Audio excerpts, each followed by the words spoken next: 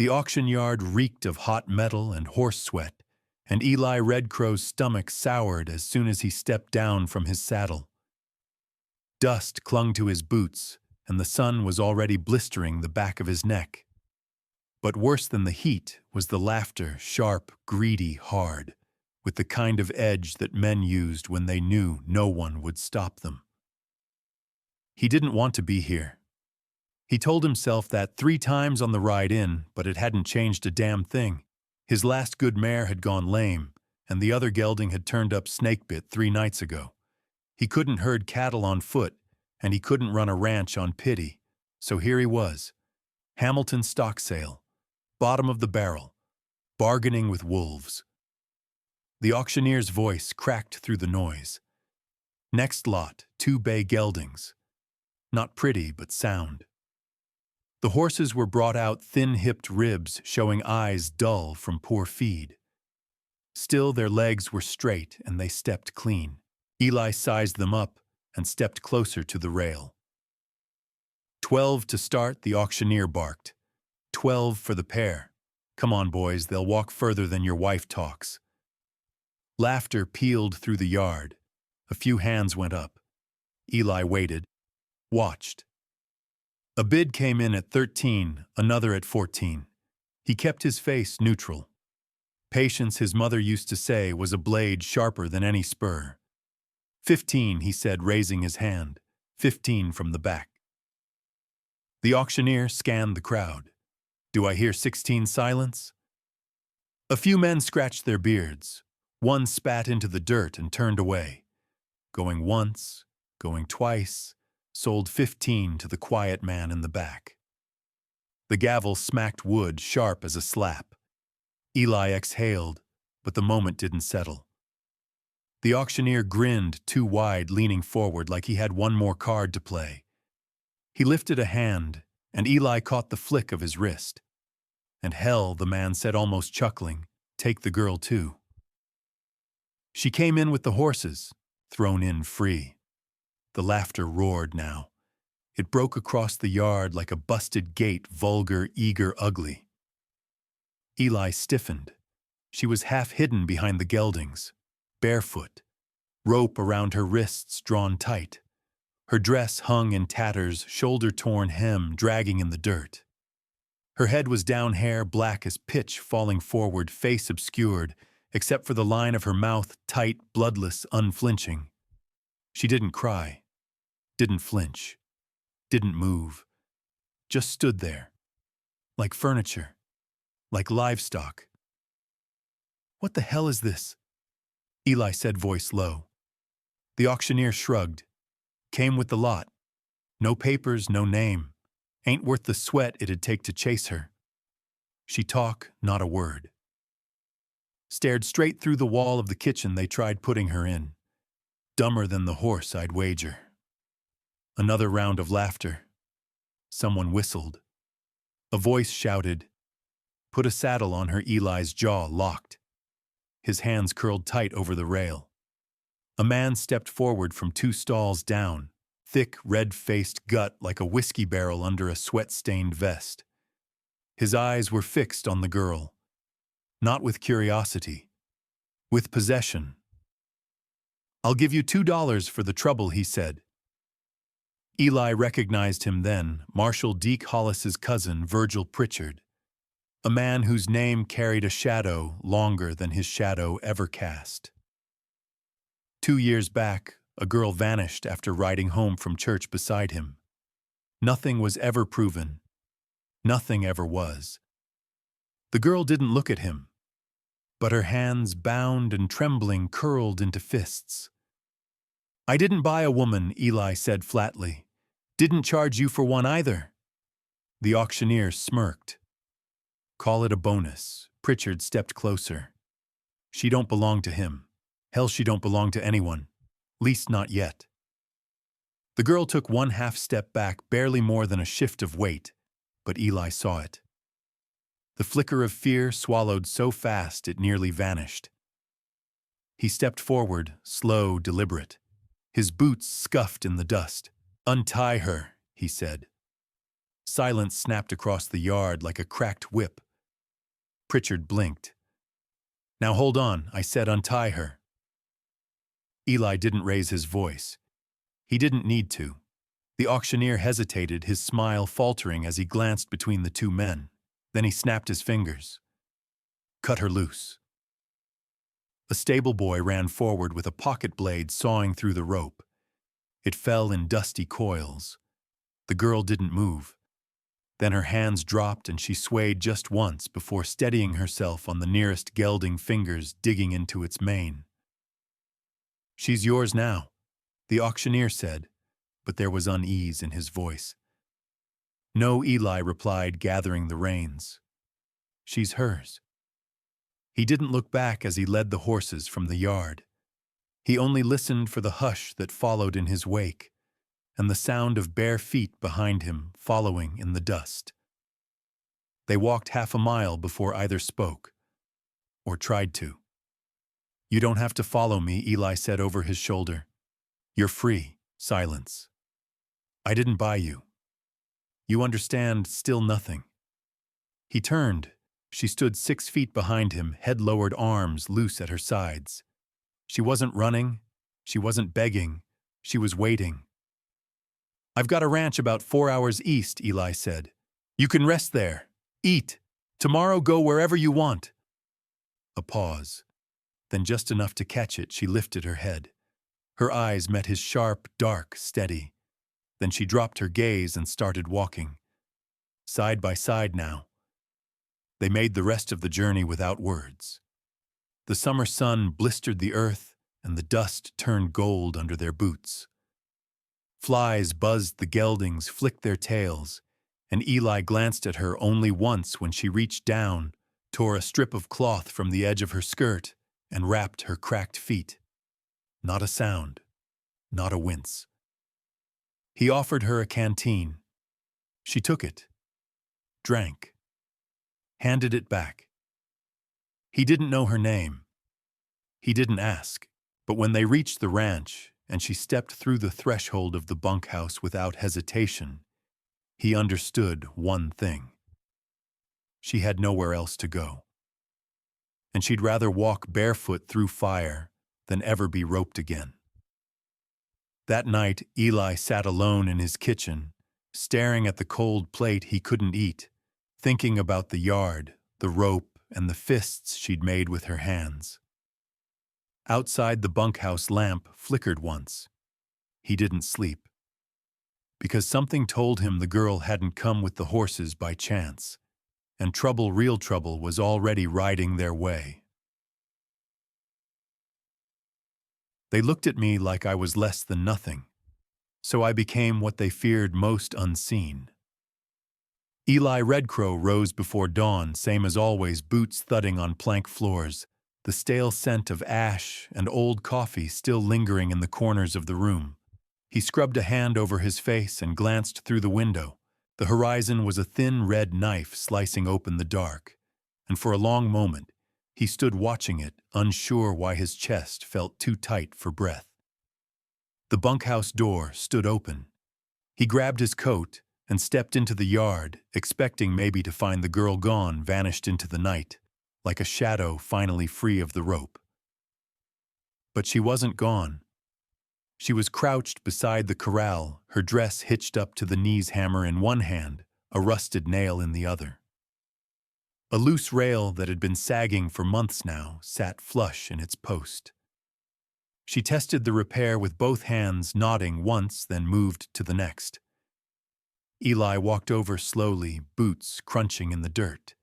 She didn't look up. "That board's been loose since May," he said. She kept working. The hammer strikes were short-measured, not frantic. She set the nail, tapped it twice to seat it, then drove it flush. He noticed her hands again, blistered, scraped raw at the knuckles, but not clumsy. They were hands that knew precision, not labor.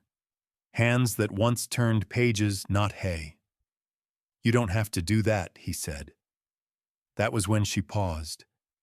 She laid the hammer gently on the rail, straightened, and for the first time spoke. "The bottom hinge on your barn door is rusted through," she said, not turning. "It'll give out before the week's done." Eli stared. Her voice wasn't cracked or hollow. It was steady, measured, like she'd saved it for something that mattered. "You talk," he said, then felt stupid for saying it. "Yes. They said you couldn't. They said a lot of things." She picked up the hammer again. Most of it was wrong. Eli shifted his weight, folding his arms. "So you let 'em believe it? That you were gone?" "I let them think I was broken," she replied. "Because a woman who can't speak, can't work, can't fight, that kind of woman is invisible. And invisible women aren't worth keeping." She turned now fully and met his gaze. Her face was lean, the bones proud and sharp, like someone carved from wind-honed stone. Her eyes were dark, bottomless, not wild, but watchful, intelligent, calculating. They didn't tremble. "A woman with no use," she said, "gets left alone. And that's how I survived." Eli didn't respond right away. His throat felt tight again for a different reason this time. He nodded toward the bunkhouse. "You slept, I rested." "Name," she hesitated, then said Mira. "Mira Whitestone." His eyebrows twitched. "Whitestone, yes." Eli rubbed the back of his neck. He knew that name. Everyone in Bitterroot did. Bartholomew Whitestone, railman, land broker, self-made baron of half the damn valley. Any relation to Bartholomew, my father. The wind changed, kicked dust sideways between them. He didn't speak. She didn't flinch. "You hiding from him?" Eli asked finally. "I exposed him," Mira replied. "Then he made me disappear." She went back to hammering. A second rail sat flush by the time he found words again. "You want to explain." She drove the last nail in, set the hammer down, and leaned on the fence with both hands staring out at the pale grass waving just beyond. "My father took land," she said. "Not by gun, by paper. He hired surveyors to move boundary lines, bribed county clerks to falsify ownership. Tribes were pushed off claims they'd held for generations. Ranchers were bled dry by fabricated fees, spur taxes, easement tolls, water rights, adjustments. He made it all look legal." Mira's voice didn't rise. It didn't need to. "I found the documents, names, parcels, payments, contracts with forged signatures. I copied everything I could, hid them, waited for the right time." Eli swallowed. His hands itched. What happened, he found out. She looked at him now, straight on. "But a man like him doesn't kill his daughter. Too many questions.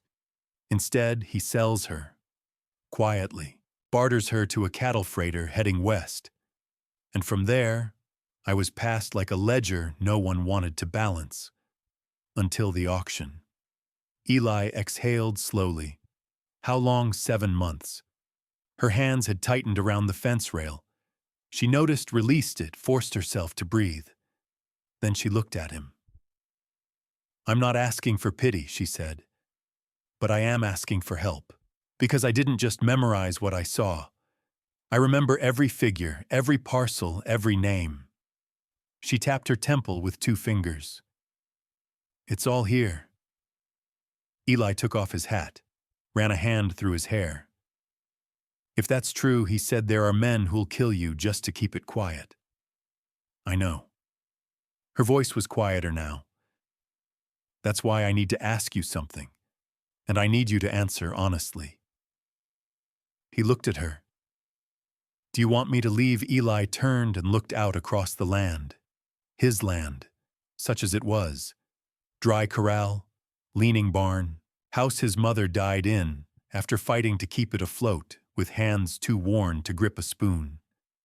He thought of the south pasture, lost to Whitestone rail after a surprise lien showed up land his father wept over when they rode the fence for the last time. "You fixed my rail," Eli said. Mira frowned. "What, you've been here one night? You fixed a fence that's been busted for months. You saw my barn hinge needed replacing before I did. You're carrying the kind of truth that can bring a man like Whitestone to his knees." He stepped closer. Lady, I ain't sending you anywhere. For the first time, her face shifted just slightly. Not tears, not relief. Just the unwinding of breath she hadn't realized she'd been holding. They'll come, she whispered. You know that. Let 'em. Mira held his eyes. I've been losing to men like my father my whole life, she said. If there's even one chance to stop him, we start with my ledgers. Eli said, nodding toward the house. We find out what he stole from me. She didn't move at first. Then she picked up the hammer and followed him toward the door. As she passed, she murmured, They looked at me like I was less than nothing, so I became what they feared most unseen. Eli opened the door. Well, he said, it's time we made you visible. And inside, the ledgers waited dusty, creased, full of debts he'd never been able to explain. Until now. Your fence ain't the only thing they broke.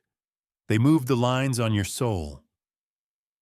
The ledgers lay open across the table, their spines cracked, pages curled with age and sweat. Eli Redcrow flipped slowly through a decade's worth of hand-scratched numbers, feed costs, sale records, tax notices, and receipts.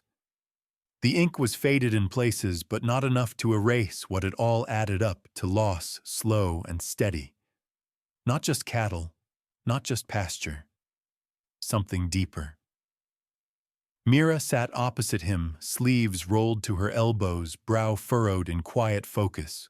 She tapped her finger on a particular line. Here, she said.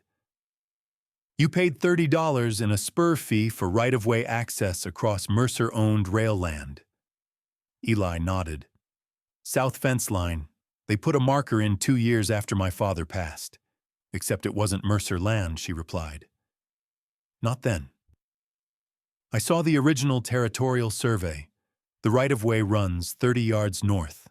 That section was public land until it was quietly absorbed by a redraw my father filed and got rubber-stamped by a paid clerk in Helena.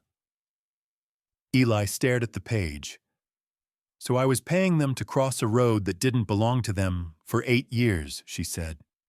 I did the math already. It cost you nearly $400.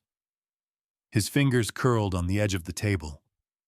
That would have paid for seed, or fencing, or a second well. Would have saved the south pasture, she added softly. He stood abruptly, pushing back from the table. The chair scraped hard against the floor. He walked to the window, resting one palm against the frame, the other clenched at his side. Outside, the hills rolled low and dry under the morning sun. The same land his mother had fought to keep until her body gave out. They didn't just take my land, he said, voice low. They took her life with it. Mira rose but didn't approach. She gave him space, her voice gentle but certain. That's how they work, Eli. Not with bullets. With ink, paper. Rewrites that look official and sound lawful. They don't need to kill fast when they can kill quiet. Eli's jaw tightened. Why? Because it doesn't leave blood, she said. Just absence. He turned. You remember all of this, every parcel, every falsified line, every judge and surveyor that signed off on it. That's not going to hold in court. She nodded. Memory alone won't be enough. But if we can get to Helena and pull the originals from the archives, if they're still there, then we'll have more than memory. We'll have proof. Eli returned to the table. That's a 4-day ride through Mercer land. I know. He looked at her. Really looked at her. Pale from months of hardship, eyes rimmed with exhaustion, but inside those eyes something solid burned. Not revenge. Not desperation. Conviction. You said your father had you sold, Eli said. Where out near Jordan, she replied. One of his cattle foremen took me east.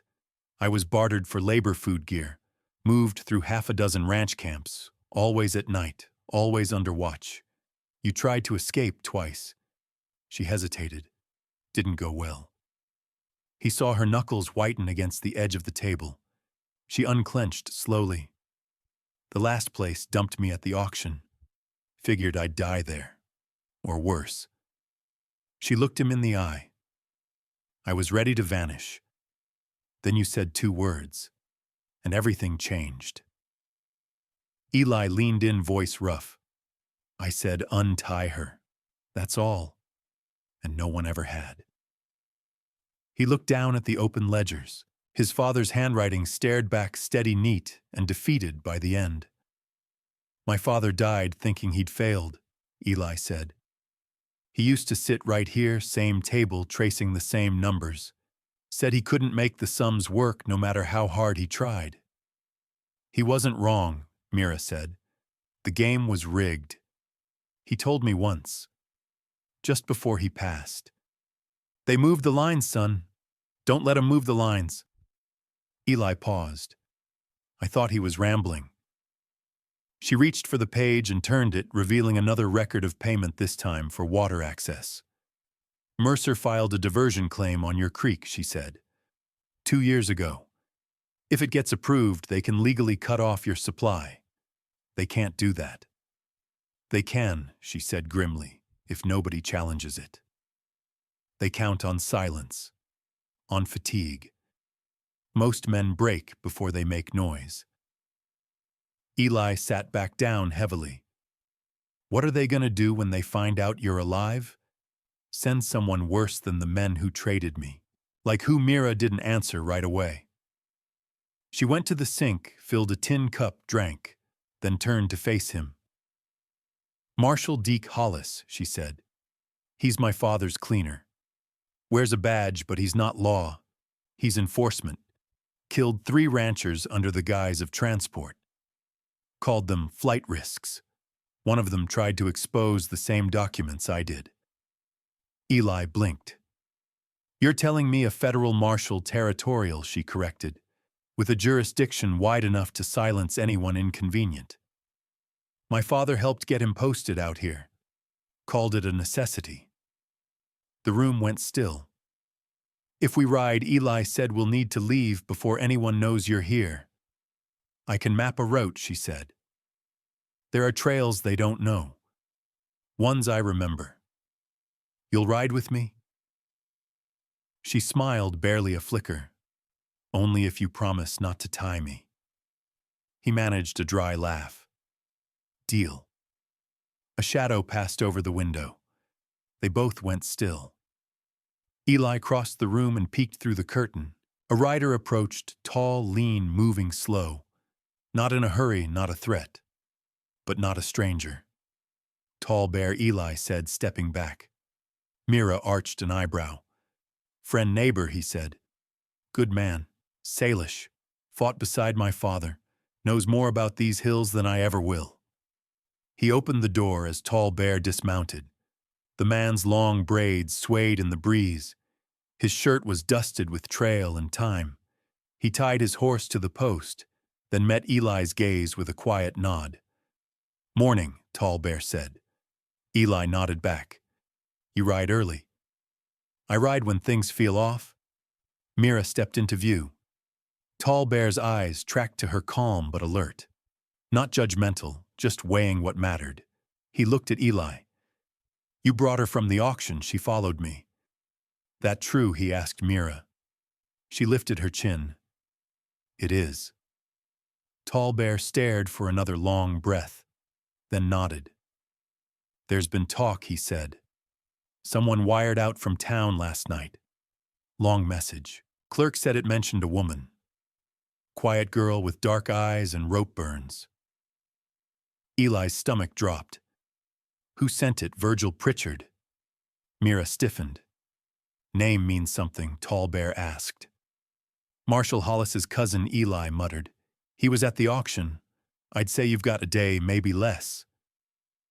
Eli turned to Mira. She was already reaching for her satchel. Then we pack light, she said, and we move fast. Tall Bear stepped aside to let her pass. You've stirred something, he told Eli quietly. Watch your back. Eli followed Mira into the house. She was already folding a map from memory onto the table. "They moved the lines on your soul," she said. He looked up. "Now we move back." And the road ahead, though uncertain, had just become necessary. There are things out here that don't howl. They just wait. The trail ran narrow between the pines, a game path long forgotten by man, but remembered by elk and shadow. Mira rode just behind Eli, her posture straight, despite the jarring rhythm of the saddle.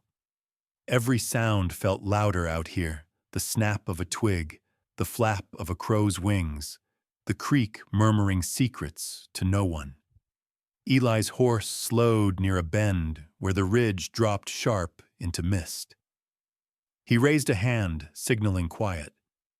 Mira halted beside him, their breaths fogging in the morning chill. He pointed toward the valley floor. A smudge of smoke curled upward between the trees. "That ain't from us," he said. Mira narrowed her eyes. Too small for a camp, too big for a cook fire. Someone's tracking. She nodded once. "You think it's Hollis?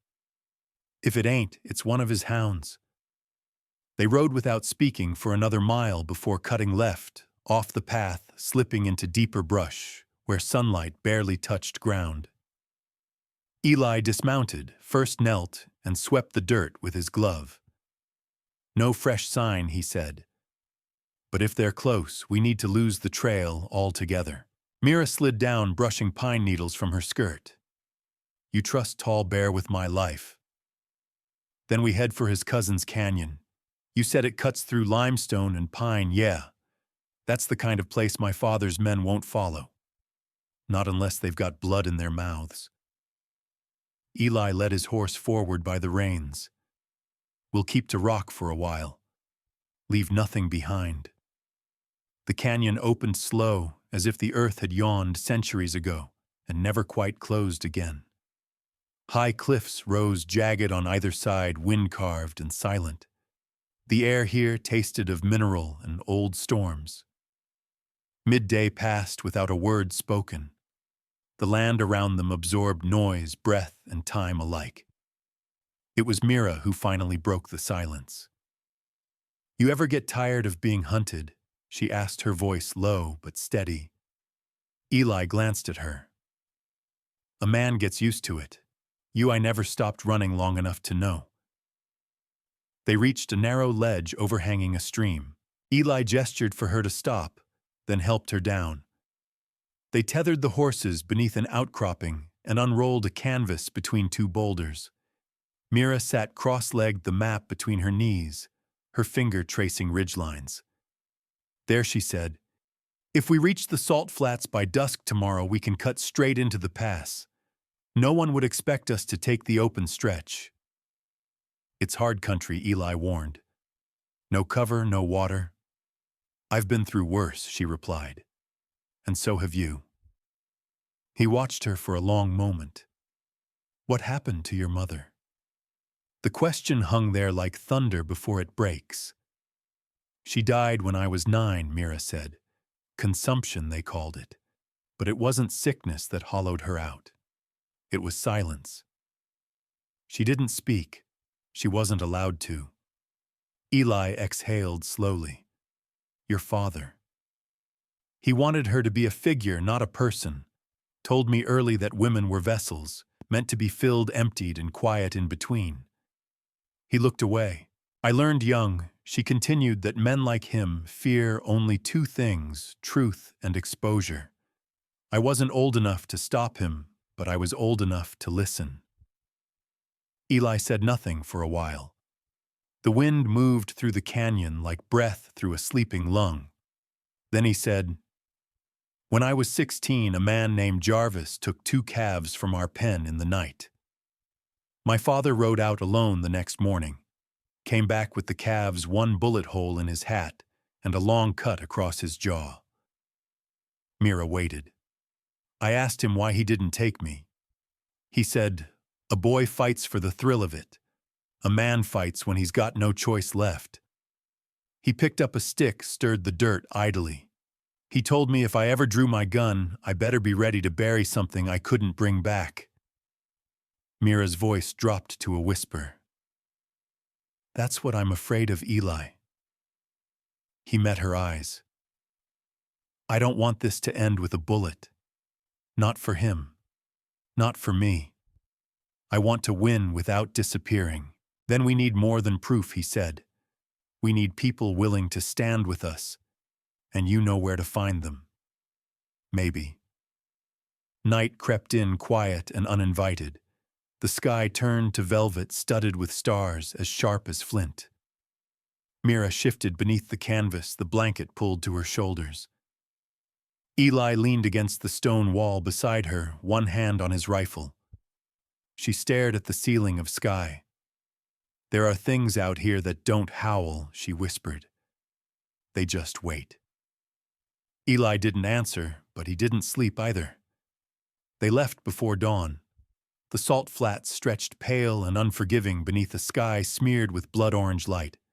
No trees, no hills, just open silence and the sound of hooves on salt-crusted ground.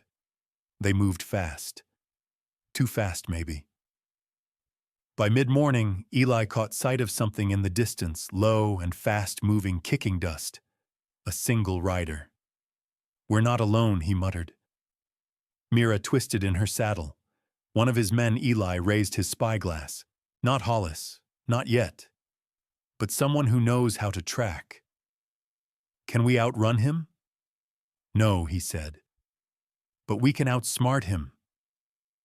He scanned the ground, then turned sharply left toward a rocky outcropping near the basin's edge.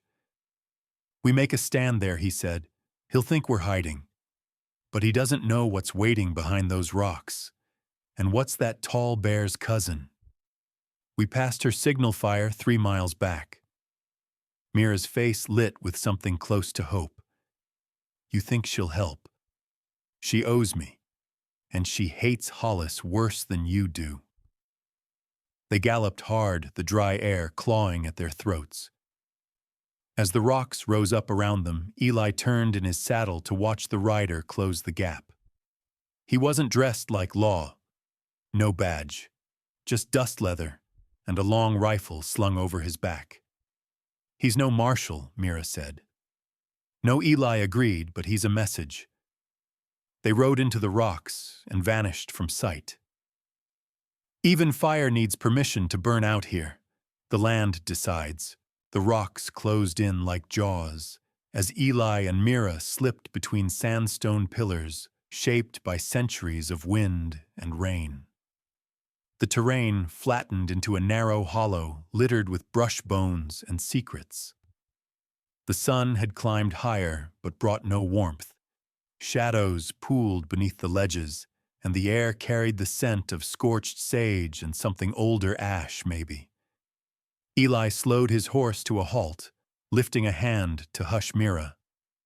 A sound flickered through the stillness, 2 short bird calls, too perfect to be natural.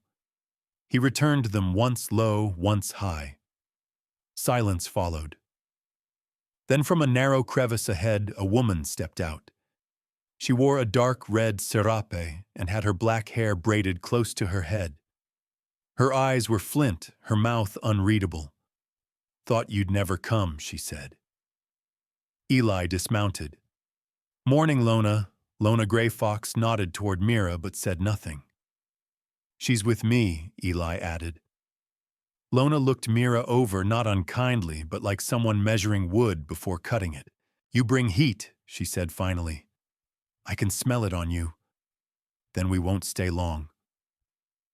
Lona turned and led them into a slot canyon barely wide enough for the horses to pass. The walls rose steep and light filtered down in gold strips like a church.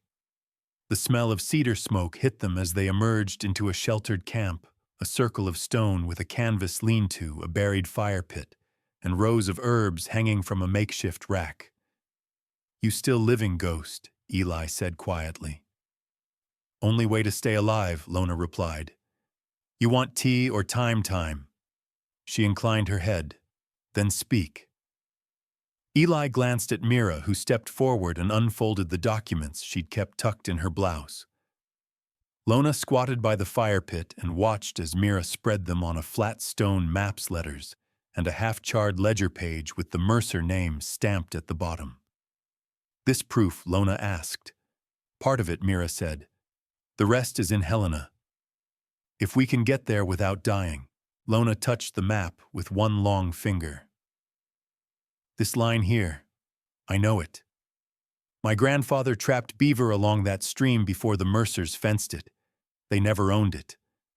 We need a witness, Eli said. Someone who remembers. I remember, Lona said. But they won't hear me. Why not? Because I don't exist. On paper, I died 10 years ago. Mira sat down on a flat stone, her body slow and stiff from writing. Then we'll have to make your voice louder than their silence. Lona's eyes shifted, weighing, listening to something far off. She stood abruptly and moved toward the canyon's edge. She dropped to one knee, pressed her palm to the stone. Rider, she said. Half a mile. Alone, no, she said. Too quiet. They're walking now. 2 men, 1 horse, not spooked. They're searching. Eli moved beside her, rifle already in hand. They get in here, he said. They'll light a signal fire. Hollis won't be far. Then I'll give them something to follow, Lona said. She ducked into the lean-to, pulled out a bundle wrapped in deer hide, and opened it to reveal a short, recurve bow and 3 obsidian-tipped arrows. You still shoot? Eli asked. I still kill, she said calmly. Lona vanished into the canyon with the bow strung and ready. Mira rose, gathering the papers with urgent hands. We need to move again. Eli nodded. Southeast. Old Coal Road'll take us to the basin rim. From there, we're a day out from the dry fork. I remember that road, she said. It's broken and shallow, but it bends behind the ridges. Cover from above. Then we ride in 10. The wind picked up, dragging dust along the canyon floor. Eli stood watch while Mira packed. He didn't speak until she came to stand beside him. You trust her? She asked. I trust her more than I trust most. Because she saved you, because she didn't owe me, and she did anyway. Far down the canyon, the crack of a bowstring echoed once then again. Silence returned. Lona reappeared 10 minutes later, arrowless blood on her sleeve. They'll sleep, she said. 1 forever. 1 with fever. You killed, I corrected, she replied.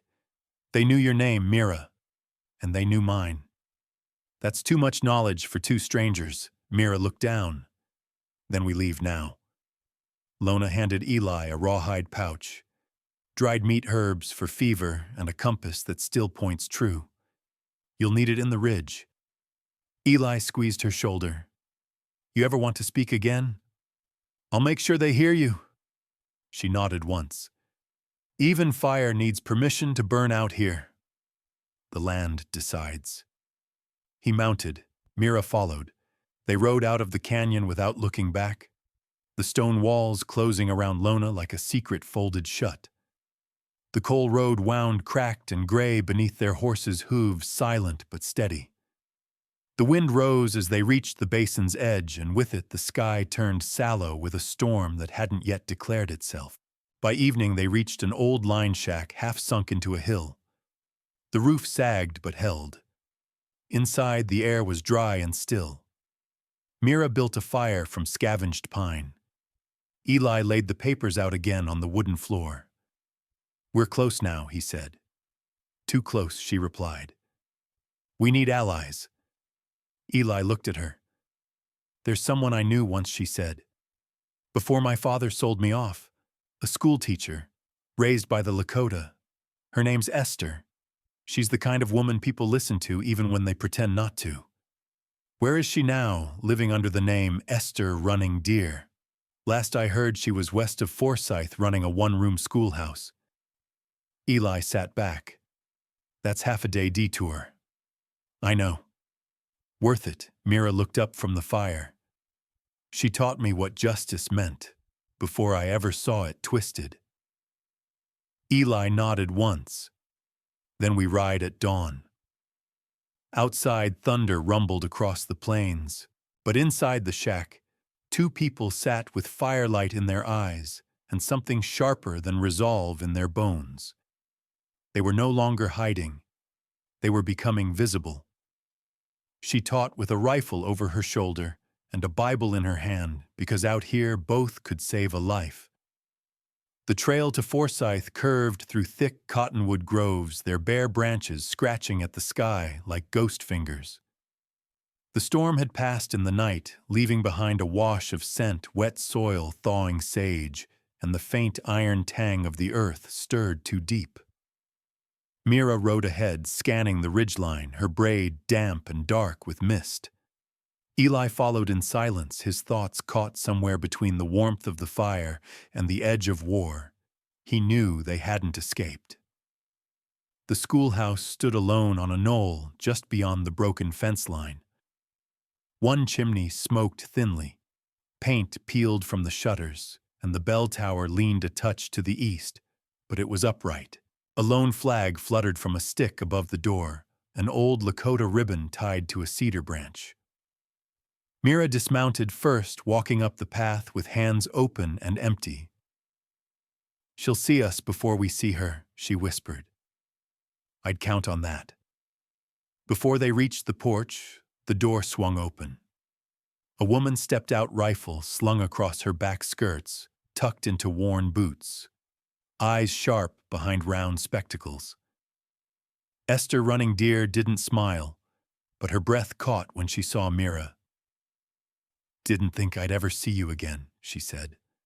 "I hoped you would," Mira replied. Esther stepped down and pulled her into a tight, sudden hug. Her voice cracked when she added, "Still stubborn." Mira laughed softly. "Still surviving." Esther glanced at Eli, then back at Mira. "This one trouble, he's the kind that stays and shoots straight." Esther gave him a single nod. "Then come in, both of you. You're cold and half-starved." Inside the schoolroom was sparse but clean. A row of desks lined the window slate boards, stacked in the corner. A wood-burning stove radiated warmth from the center. On the back wall hung a map of the territories and a faded cross stitched into red cloth. "You still teaching?" Mira asked, easing onto a bench. "Only when the snow lets them come," Esther replied, pouring hot coffee into tin cups. "3 white boys, 2 half-bloods, and a girl who won't speak unless she's singing. But they learn. That's what matters." Eli sipped the coffee. "You teach with a rifle in reach." Esther shrugged. She taught with a rifle over her shoulder and a Bible in her hand, because out here both could save a life. "She," he asked. "My grandmother. First woman to open a school in this county. They burned it down twice. She rebuilt it 3 times. Mira spread out the documents between them. "We need you, Esther. I need someone who can speak truth in a room that wasn't built to hear it." Esther ran her fingers over the names. "You plan to bring this to court?" "Yes. And live long enough to speak. We're working on that," Mira said. "You still have friends in Miles City?" "I do. People who would testify." "Some," Esther replied. "The rest might be swayed with proof." "We have proof," Eli said. "Names, deeds, transfer records. Enough to expose what the Mercers have done. The fraud, the bribery, the stolen land." Esther leaned back. "That ledger is blood money. Even touching it marks you." "We're already marked," Mira said. "But I'm not asking you to go to war. Just walk into a courthouse and be the voice they can't silence."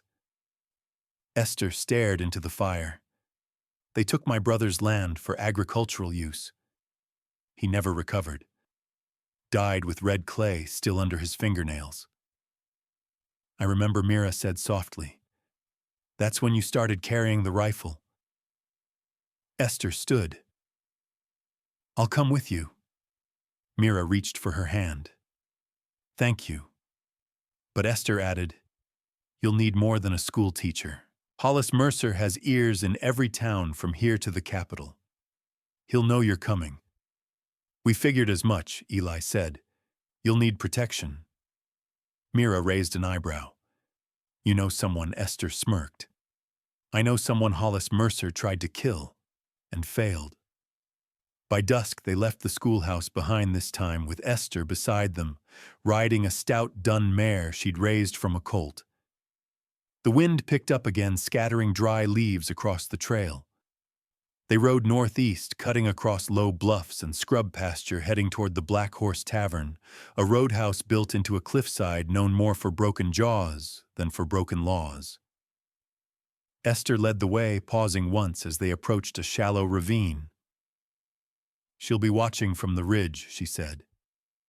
Don't raise your voice. Don't touch your weapon. Mira nodded. What's her name, Catherine? She doesn't give her last, but folks call her Red Cat. The woman appeared as if summoned, tall, red-headed, with skin like bark, and a revolver holstered high at her ribs. She stepped from the brush hands easy but alert, a scar slashing across her collarbone like lightning. You brought strangers, Red Cat said.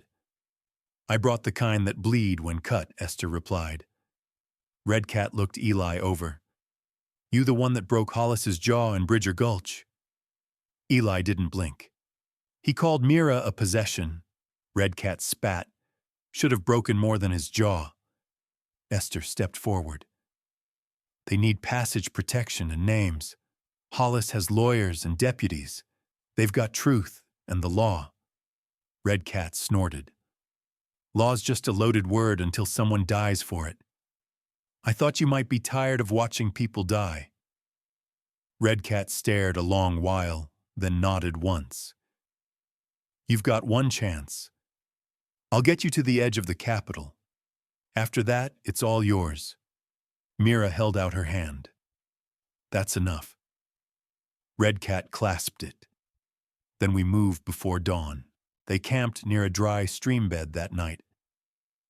Esther told stories by the fire of children too clever for their own good, of soldiers who couldn't read but learned to count bullets, of the weight of silence when justice fails. Mira sat listening, the firelight dancing over her face, the sound of wind carrying through the trees like breath. When the fire died down, she spoke one quiet truth to the dark. They took everything from me, but they didn't take my name. Eli shifted closer, his voice low. Then we make sure the world remembers it. He didn't recognize her by her face. He recognized her by the way she stood her ground. The wind carried the bitter scent of juniper as they rode through the edge of Crowland, where the grass grew thick and golden, and every shadow might be a man. They kept their heads down and mouths shut, following Red Cat's signal, a raised hand, a click of the tongue, the slow curl of her fingers when they were to stop, breathe, and listen. By mid-morning they crested a low ridge and saw it Rosebud Creek glinting like steel below, and beyond it, the road to Miles City. We'll cut through the tree line and follow the bluff, Red Cat said. A quarter-mile of cover. After that, it's open land. No way to hide. Esther drew her coat tighter around her shoulders. If Mercer's men are looking, they'll find us. Let them, Mira said, her voice low but calm. It's time they saw who they missed the first time. They dismounted to lead the horses by hand through the rocks. The sound of hoofsteps softened over moss and dirt. When they reached the edge of the clearing, Red Cat held up a fist. Movement on the far side.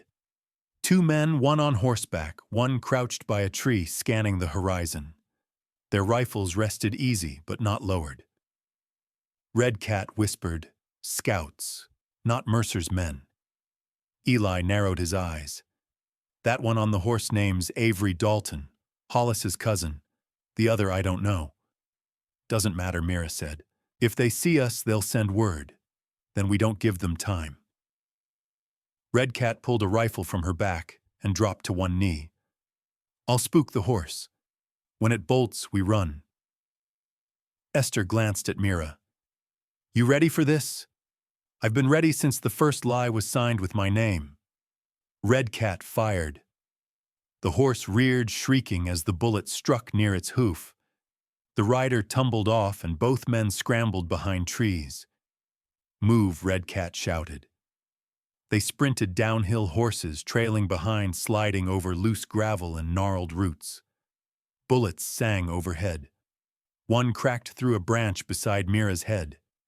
Eli fired twice, covering their descent. Keep moving, don't stop.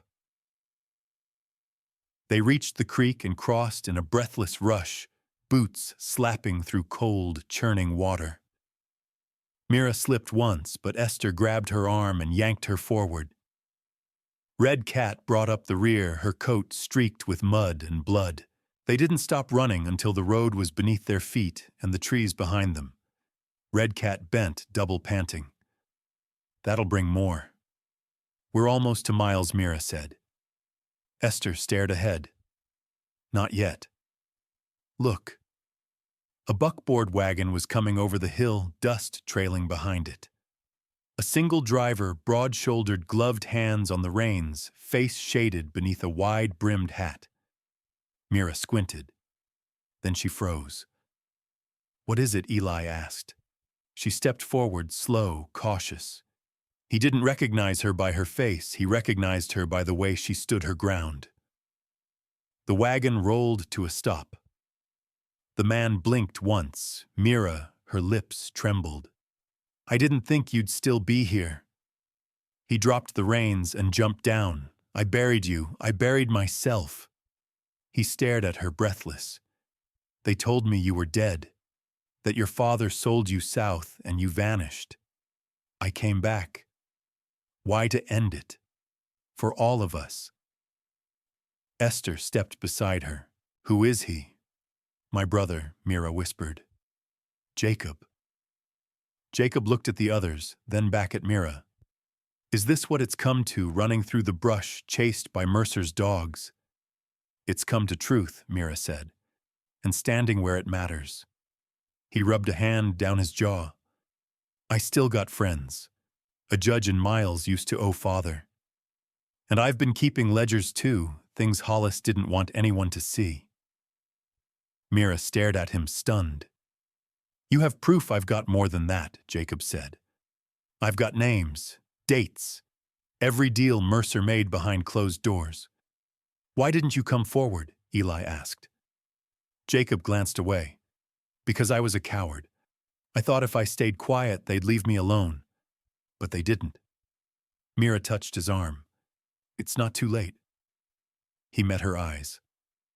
I'll ride with you. They climbed into the wagon, Jacob at the reins, Mira beside him, the others following behind on horseback. The road to Miles City stretched like a dare before them. Dust rose behind their wheels. By late afternoon, the edge of town came into view, smokestacks, church steeples, the train depot coughing steam into the sky. The city felt loud already, even from a distance. Mira's heart thudded like hooves in her chest. As they reached the outskirts, a rider approached from the west, young, pale, panting hard. Y'all heading to Judge Keene's house? He asked. Jacob nodded. Don't. They already got men watching it. Hollis's people. They know someone's coming. Mira stiffened. How many? 4 outside, 2 more circling. Judge ain't home. Gone out to his sister's in Glendive. Then we need a new place to go, Eli said. Esther looked toward the east end. There's an old printing press near the stockyard. Belonged to a man who printed tribal papers back before they shut him down. I used to help set type. Red Cat smirked.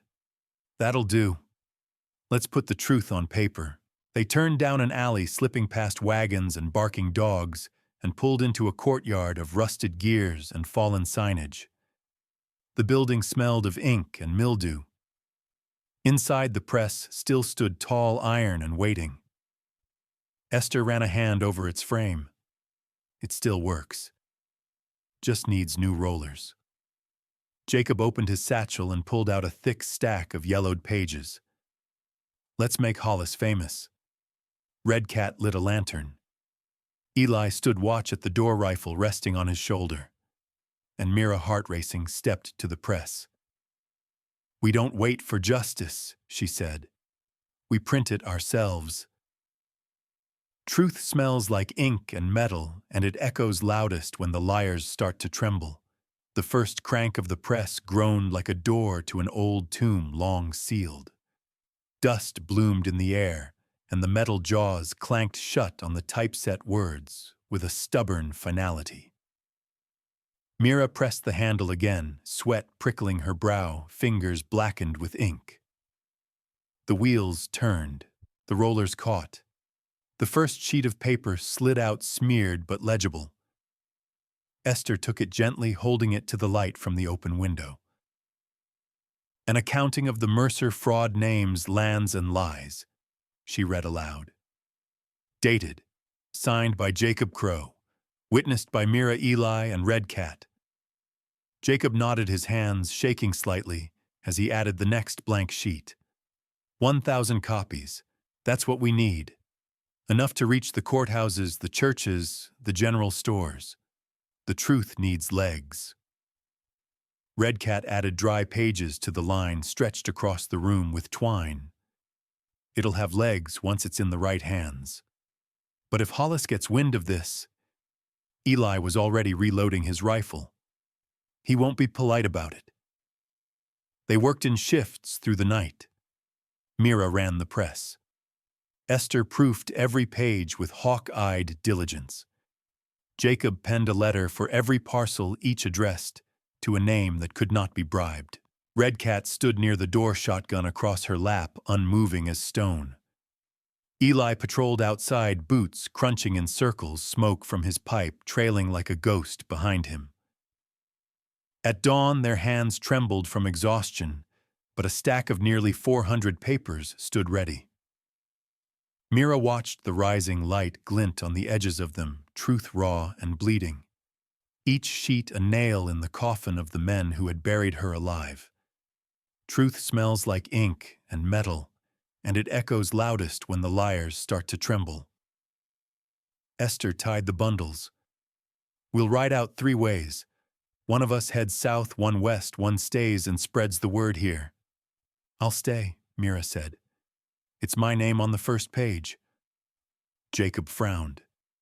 "That makes you the biggest target. It makes me the clearest voice." Red Cat said nothing, just checked her pistol, then slung the satchel of parcels over her shoulder. "I'll go west. I'll take the southern trail," Esther added, folding another bundle into her saddlebag. "I know the stops and the folks who'll listen." Jacob offered her a map circled with red ink. "Ride fast. They'll come for you before they come for me." They split by noon. Mira and Eli stayed behind the press, still hot, their last pages drying under the weight of horseshoes and iron pans. The town had begun to stir, whispers at the millinery, sidelong glances at the feed store, murmurs riding the wind like wildfire not yet flamed. At dusk, a preacher came by, thin, nervous, but kind-eyed. Mira handed him a copy. "This is sin laid bare," he said, clutching the paper to his chest.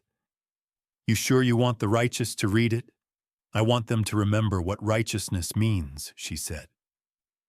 He tipped his hat and walked off toward the chapel. The second to come was less kind. A man with too many buttons and a pinched face, dressed like money but smelling like sweat. "You Mira Crow?" he asked. Eli moved between them, silent. Mira nodded. "That's me." He held out a summons, hands gloved in soft suede. "Judge Winslow requests your immediate appearance. Tomorrow morning." Mira took the paper. "Then I'll be there." The man looked between them. "I'd advise you to come quiet." Mira folded the summons neatly. "That'll depend on how you ask." He left, jaw tight. Eli muttered, "They're panicking. They should be." The night passed too quickly. Mira couldn't sleep. She sat at the press, running her fingers over the grooves, remembering the first time she'd been taught her letters by her mother, in a corner of a wagon using ash and a slate board. By morning, the town looked different, quieter, suspicious. A boy threw rocks near the courthouse. A woman spit in front of the boarding house and didn't say why. Mira dressed carefully, dark riding skirt, white blouse, her hair braided down her back like a rope. Eli walked beside her through the main street. Some people turned their backs. Others stared. At the steps of the courthouse, 2 men waited with rifles. "You armed?" one asked Eli. "No more than you are." The man gave a humorless laugh. "That's supposed to be clever." Mira stepped past them. "It's supposed to be even." They walked into the courtroom empty except for the judge and a clerk. A single lantern burned on the table. Judge Winslow was a narrow man with deep-set eyes and a mustache that twitched when he frowned. He did so now.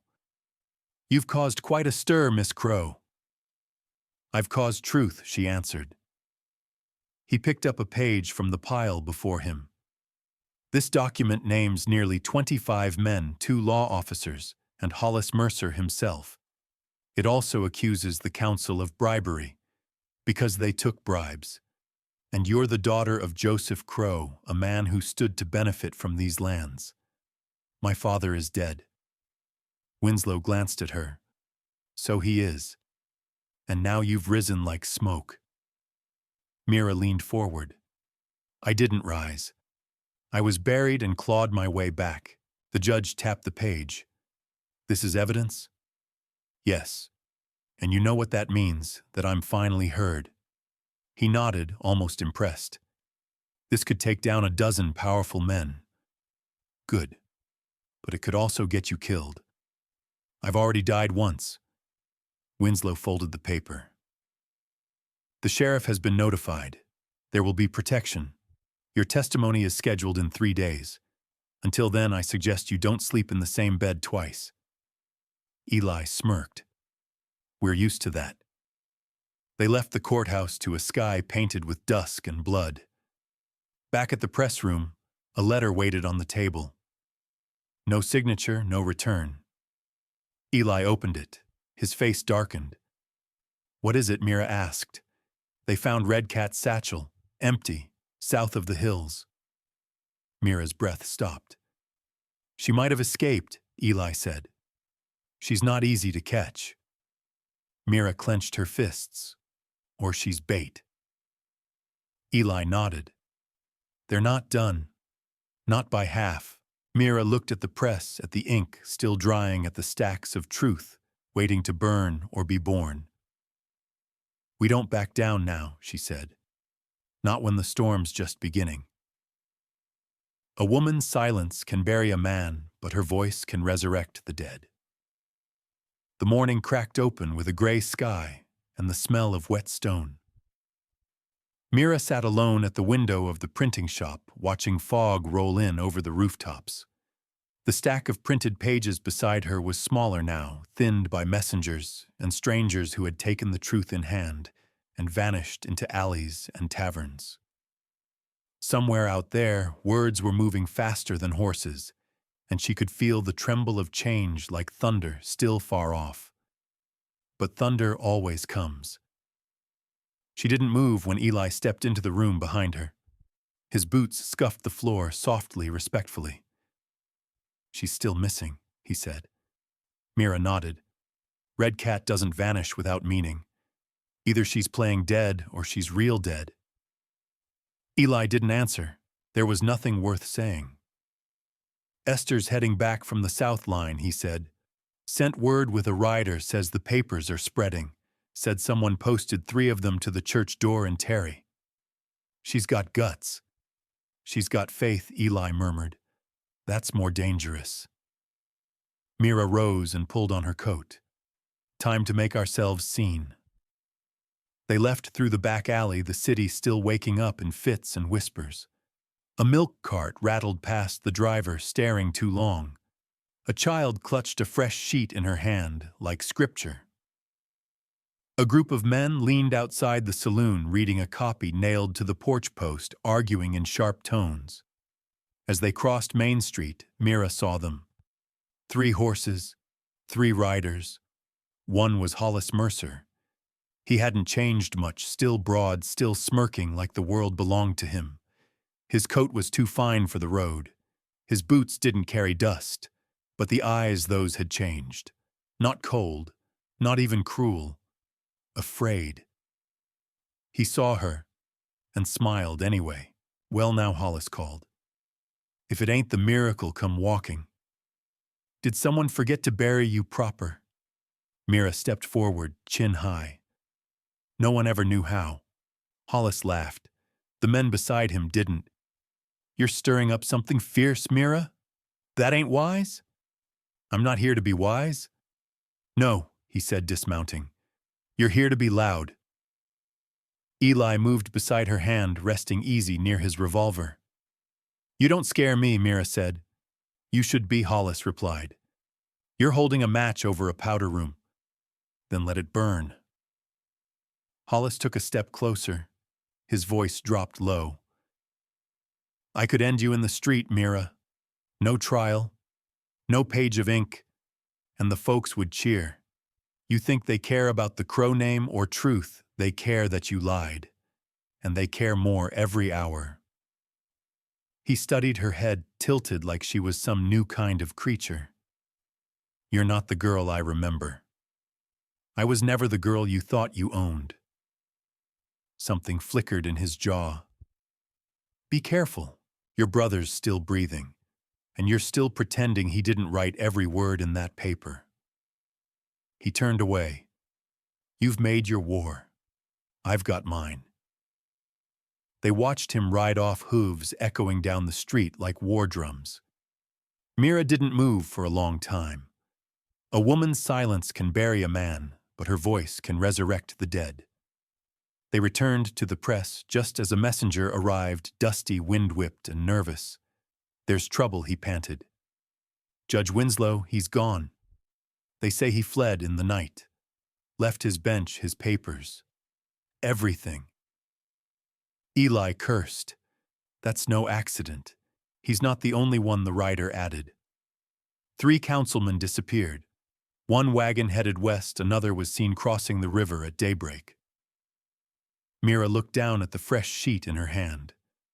"They're scattering, or regrouping." "What about the sheriff?" Eli asked. The writer hesitated. "That's the other part. He's called an emergency trial. Hollis demanded it. They're saying it'll be public." When Mira asked, "Tonight?" Mira stared at him. "Tonight, they want a trial without witnesses. They want a show." "Not if we show up first," Eli said. "Not if we make them answer to every name on that page." She turned to the press and grabbed the last bundle of flyers. "We won't let them own the story."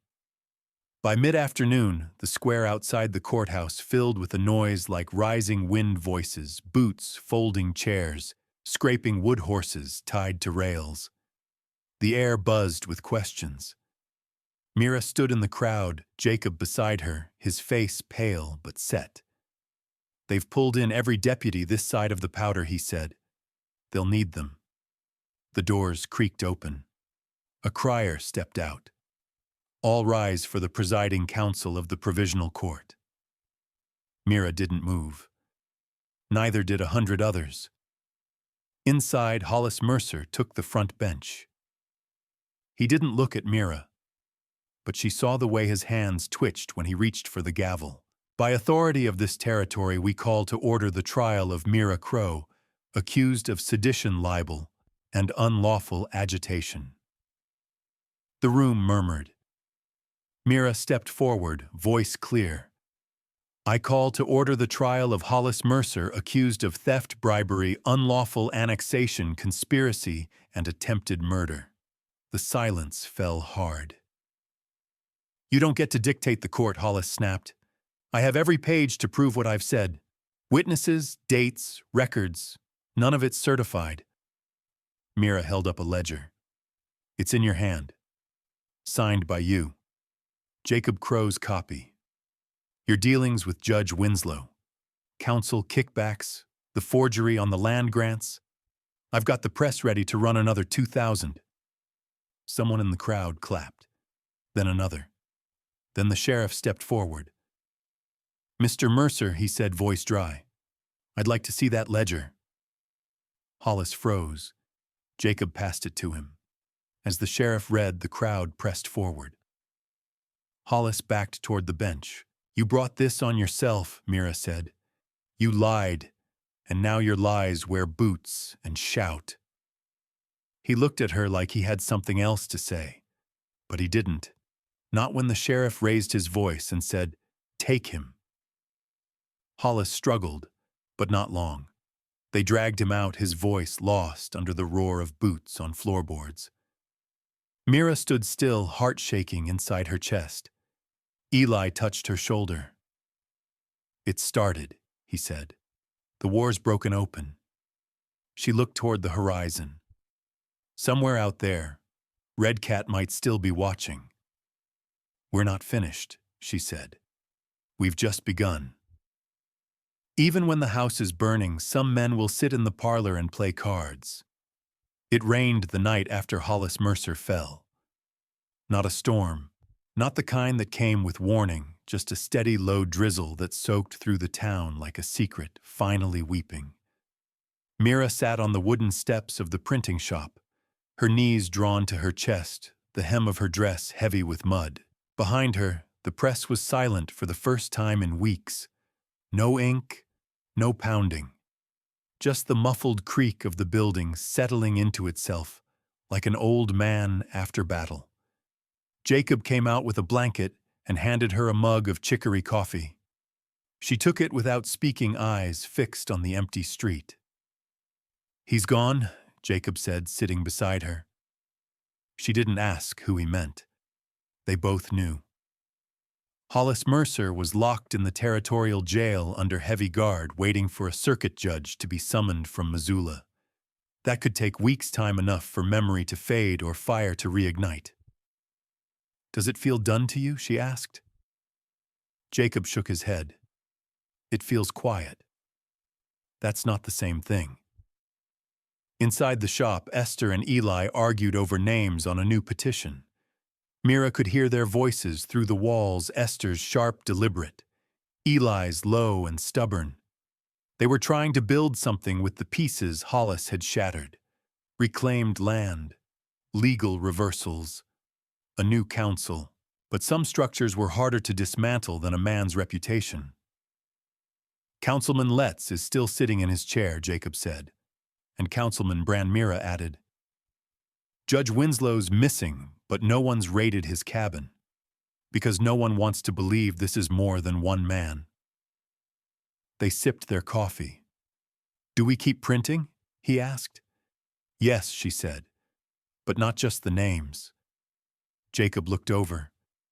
Then what? The laws, the loopholes, the shell companies, the banks they used to move the land right out from under widows and soldiers and ranchers with missing sons, the timber contracts, the grazing rights, every inch of that paper trail. Jacob whistled low. You'll need help. I already asked it of the people who care, she said. It's time to ask it of those who don't. She rose and pulled her coat tight.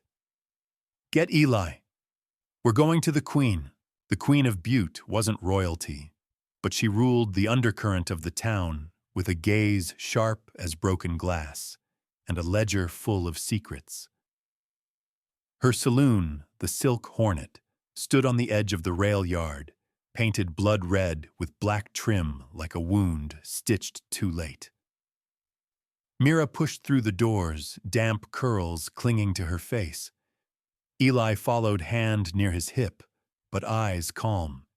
Inside, the air was thick with smoke and perfume, the walls humming with laughter that didn't reach the eyes of the women who served drinks. At the back table, Louisa the Queen Street James sat with a cigar in one hand and a deck of cards in the other. Two men flanked her, one with a gold tooth, and the other with a limp and dead eyes. "You brought rain to my doorstep," Louisa said without looking up. Mira didn't smile. "And now I'm bringing light." Louisa dealt a card. "Light's dangerous. Makes folks see what they'd rather leave in shadow. I'm not asking your girls to march." "No," Louisa said, flipping a queen of spades onto the table. "But you want my books. I want your memory." Louisa finally looked up. "You think I kept receipts on the men who spit on me. I think you remember who paid you to distract the sheriff. I think you know who made sure the deeds from the Crowland went through without a single question. I think you remember every man who sat at this table and bragged about taking from folks who never had enough to lose." Louisa puffed once on her cigar. "And if I do, I'll print it. Every name. Every price. Let the people decide what justice looks like now that the curtain's torn." Silence fell around the table like snow. "You're not afraid," Louisa said. "I've already buried a mother, a brother's almost gone blind in one eye, and I've stared down a man who would have seen me strung up just to save his pride. Fear's not useful anymore." Louisa stared at her long, then nodded once to the man with the limp. He vanished through the back room. "You'll get what I've got," Louisa said, "but not all at once. You print a little, let it breathe, make them squirm. Men like Let's still think the house ain't on fire." Mira leaned forward, repeating softly, "Even when the house is burning, some men will sit in the parlor and play cards." Louisa smiled. "Now that's a line worth setting in ink." Outside, thunder rolled low across the valley, distant but steady. They left the saloon with the first of Louisa's names, half a dozen city officials, and one land registrar. Each had signed, stamped, or looked away, while parcels of Crowland were shuffled through back channels. The paper didn't just tell a story anymore, it drew a map. Esther was waiting when they returned to the shop. "Two riders came through," she said. "Strangers. Didn't talk much. Asked for you. Described them. One tall, missing a thumb. The other had a scar down his throat. Rode hard. Dust from the south line." Mira's chest tightened. "That's Puit's trail, or what's left of it." Esther nodded. "You stirred more than you know." "We always knew it wouldn't end in the courthouse," Jacob said. "No," Mira whispered, "but it may end on the road." They looked at each other in silence. Rain ticked on the roof like tapping fingers. Finally, Mira said, "We ride out in the morning." "Where Eli asked." "North," she said, "to where the land first started bleeding. We're going to find the old records, the ones buried before the Mercers ever got rich. If we find those, we find the truth before it was bought.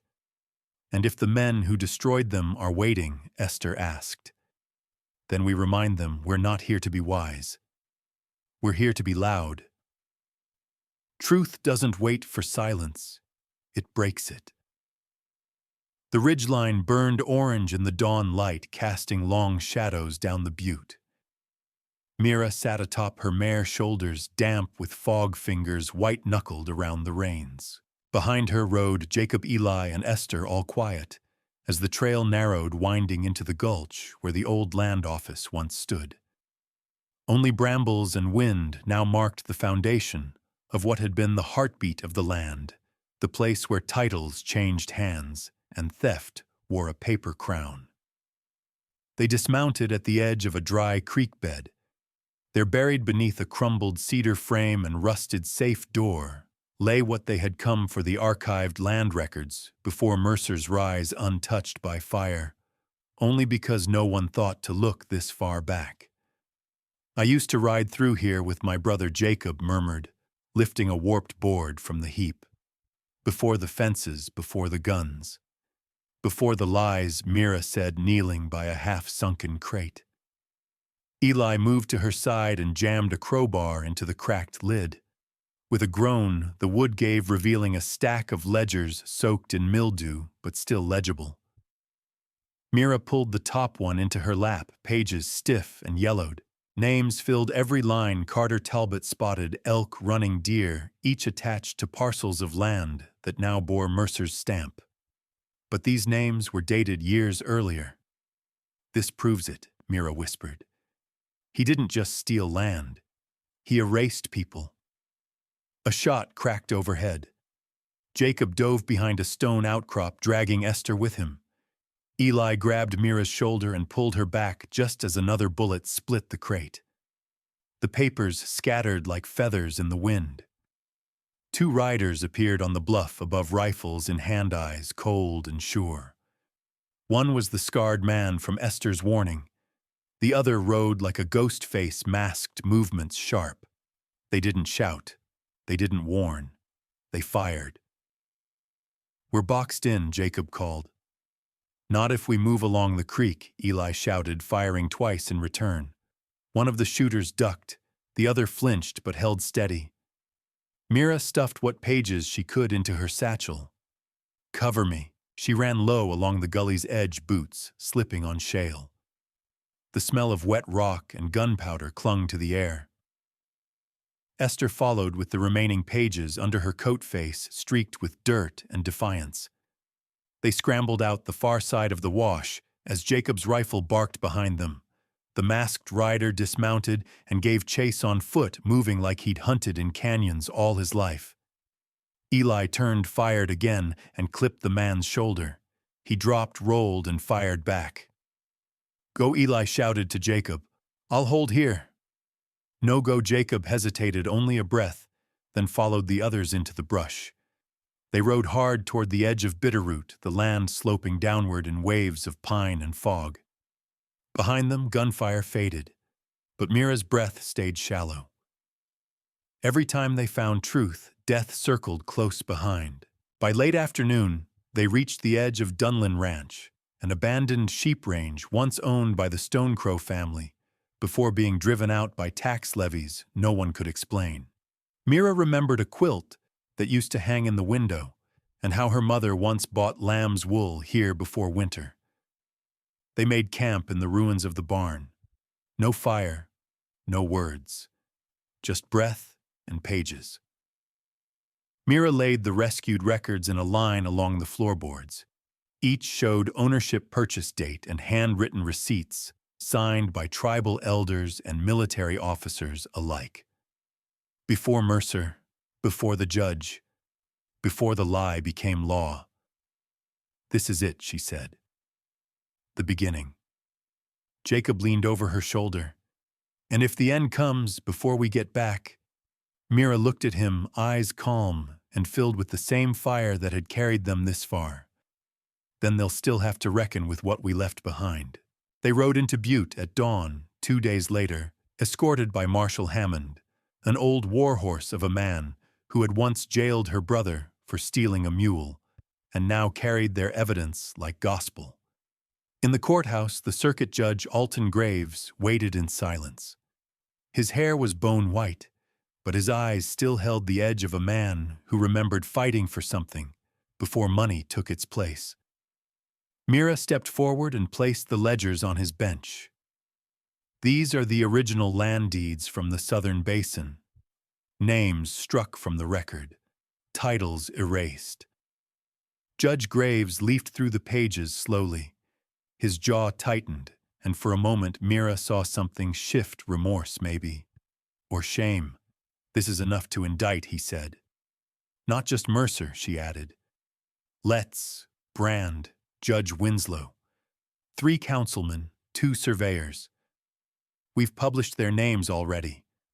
The town knows, and they'll come for you. They already have." He nodded. "And you still brought this forward." She held his gaze. "Truth doesn't wait for silence. It breaks it." That night, the press ran long after sunset. The Queen of Butte sent her girls to stand watch, rifles slung casually at their hips. Townsfolk gathered outside the print shop, reading the ink-stained truth as it rolled from the press in waves. Names, dates, signatures, whole pages devoted to a single parcel of land. Eli stood on the roof with a lantern. Jacob patrolled the alley with a shotgun. Mira stood barefoot at the press lever, sleeves rolled ink on her neck. And as the stars pushed through the haze, something shifted in the valley. Not peace, not yet, but the sound of something beginning, something unafraid. The land remembers its true owners even when men forget. The wind rolled through Butte like a warning. Bitterroot pines swayed on the hillside, their scent thick in the early light. Smoke curled from chimneys that hadn't dared burn the night before. Something had shifted. Not just in the courthouse or among the pages, now hung like banners in the print shop window, but in the bones of the town. In the hush before morning. Mira stood beneath the awning of the old telegraph office, her coat buttoned high, watching wagons roll in from the outlying hills. Ranchers, half-starved sheep herders, former landholders who had scattered like sand when Mercer's empire grew too large to resist. Now they came back, some on foot, some armed, some just holding the letters printed with their names and land deeds, disbelief still hanging in their eyes. Eli leaned against the post beside her, chewing a stem of sweetgrass.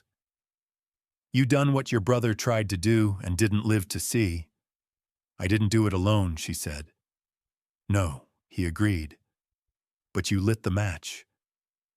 Mira's eyes followed the path leading up to the courthouse steps where Marshal Hammond and Judge Graves waited.